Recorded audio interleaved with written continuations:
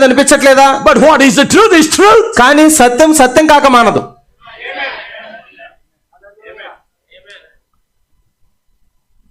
There's something behind this. Behind this. దీని వెనకాలేదో ఉంది కార్యము. Praise the Lord. దేవునికి స్తోత్రం. What happened actually?